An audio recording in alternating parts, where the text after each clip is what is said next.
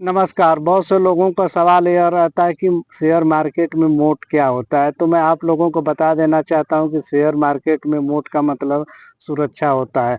पुराने ज़माने में जब राजा-महाराजा अपने किले के चारों तरफ खन देते थे, मतलब गड्ढा खन देते थे, 10 फीट लंबा और किनारे-किनारे चौड़ा, जो कि किले के चारों तरफ रहता था, इसलिए कि उसमें मगरमच्छ भी डाल देते थे और पानी भी, ताकि उसमें कोई चोर या कोई जा न सके। तो समझ लीजिए कि आपके पास पान की दुकान है, पान जो कि आपका पान का दुकान बहुत अच्छा मार्केट में चल रहा है।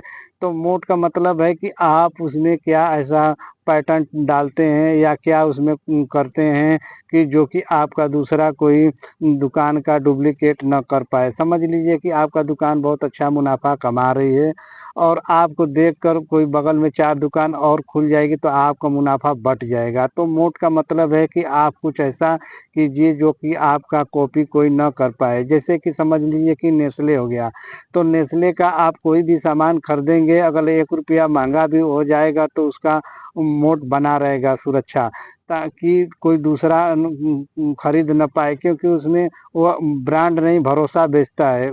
और रही बात कि आप फेविकोल लेने जाओगे तो फेविकोल मार्केट में अन्य प्रकार के आएँगे, लेकिन फेविकोल का भाव 1 रुपया बढ़ भी जाए तो फेविकोल आपका ही खरीदेंगे, पीडीलाइट का।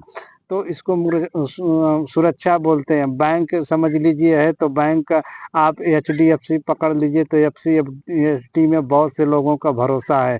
वो भरोसा इसलिए टिका रहता है कि इसका मोड बहुत अच्छा है, क्योंकि इसमें एमपीए बहुत कम रहता है और इसमें पैसा डूबने का चांस कम रहता है। देखिए, आपका पैसा बहुत मेहनत का है, जोखिम भरा होता है। आप ही का नहीं, सभी लोगों का पैसा जोखिम भरा रहता है।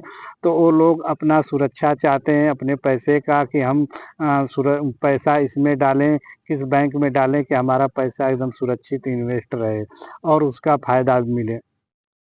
और कुछ लोगों का सवाल यह भी रहता है कि कौन सा ऐसा शेयर खरीदे और उसकी पहचान क्या है कि वो शेयर बड़ी कंपनी हो, अचानक गिर गई तो हमारा पैसा डूब जाएगा। तो मैं आप लोगों से बता देना चाहता हूँ कि अगर कंपनी लार्ज कैप की है, अच्छी कंपनी है, तो एक बैग कंपनी वो गिर कर जीरो नहीं होगी।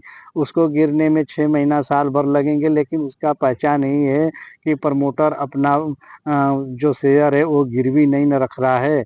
और हर तिमाही में आप अपना क्वार्टरली रिजल्ट देखा कीजिए। अगर क्वार्टरली रिजल्ट देख रहे हैं, हर तिमाही में उसका मुनाफा कम बता रहा है और नेट प्रॉफिट कम बता रहा है, तो इसमें कुछ गड़बड़ लग रहा है। तब आपका समझना बहुत ज़रूरी है कि इस कंपनी में थोड़ा लोचा है।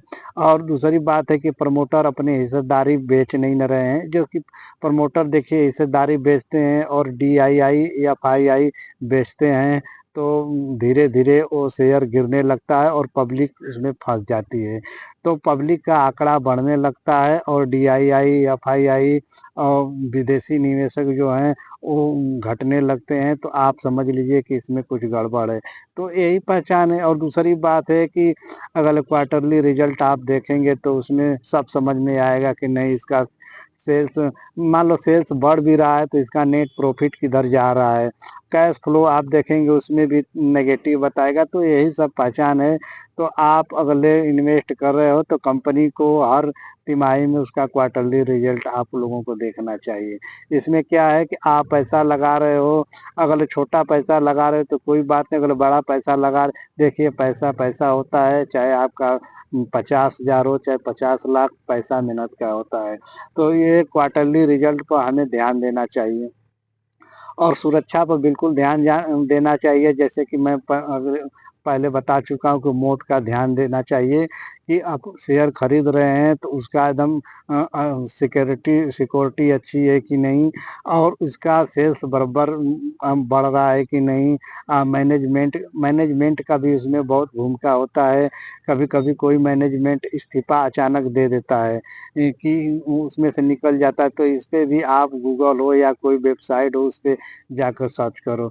और हम बात कर रहे हैं, कुछ लोग का सवाल है कि सिक्लिकल जो होता है शेयर उसको कब खरीदना चाहे। तो सिक्लिकल का मतलब है कि और टॉप पर बेचते हैं और लो पर एकदम जो नीचे गिर जाता है तो वहाँ पे खरीदते हैं। अच्छा, सिक्लिकल शेयर में आप लोगों को कुछ बता देता हूँ जो कि रिकमेंडेशन नहीं दूंगा, क्योंकि यह वीडियो केवल शिक्षा के लिए है, इसमें निवेश सलाह नहीं है। तो मैं आप लोगों को सिक्लिकल में जैसे बता देता हूँ कि जैसे कि हिंदुस्तान जिंक हो गया, टाटा मोटर भी हो गया, यह भी सिक्लिकल में जाता है।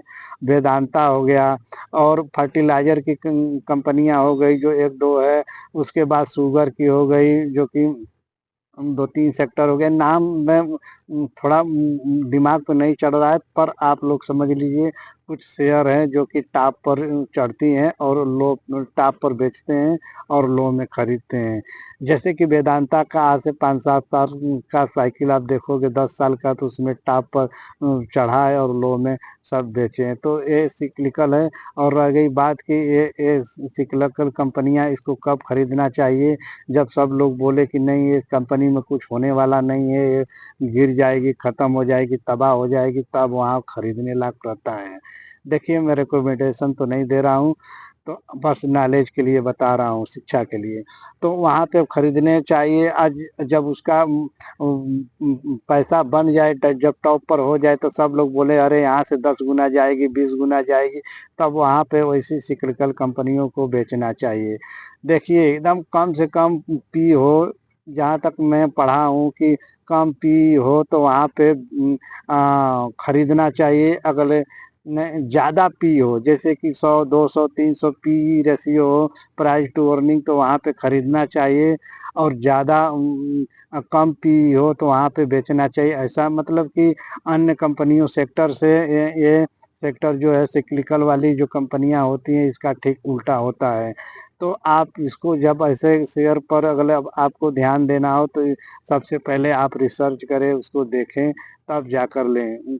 क्योंकि इसमें फंडामेंटल बहुत ज़रूरी देखा जाता है, क्योंकि ये सब कंपनियां बहुत ज़्यादा कर्ज में भी होती हैं और बम्पर मुनाफा भी देती हैं। तो ऐसे कंपनियों को आप थोड़ा देखकर खरीदें। देखिए, मैं वीडियो बस शिक्षा के लिए बताता हूँ।